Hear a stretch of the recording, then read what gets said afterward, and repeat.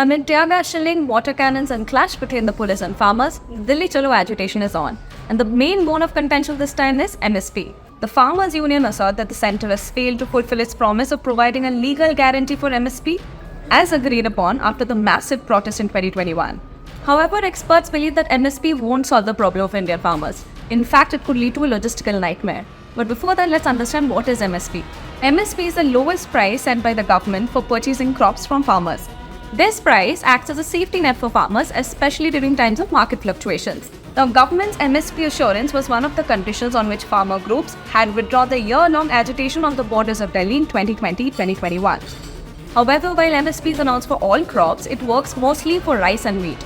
Now, this is because the government has a vast storage system for only these grains, which feed the government's public distribution system. Now, there are three ways to guarantee MSP. The first would be to compel buyers to pay for it, but that would be difficult to implement.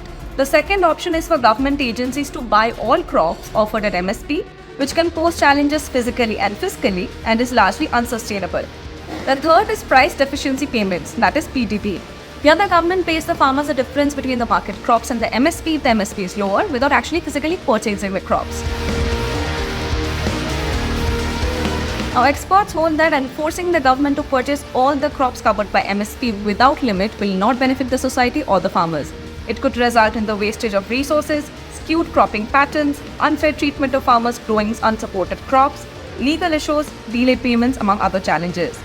The government may not have the necessary physical resources to store the large quantities of produce for situations when there are no buyers willing to pay the MSP. As far as MSP is concerned, making it a legal obligation can create many complexities in the system. One of that would be if the supply of a commodity is more than the demand, then price cannot come below MSP and nobody is ready to buy. Where will that commodity go?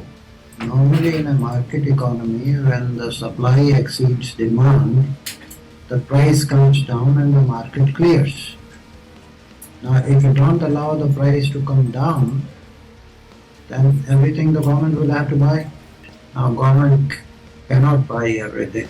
Economists largely believe that it is better to give the farmers income instead of price support. That would mean transferring a fixed amount of money annually to their bank accounts.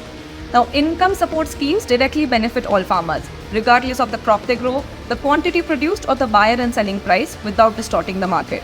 Experts also believe that while giving legal guarantee to MSP is not possible, it is unlikely that any government will completely withdraw MSP given the huge political support base of farmers.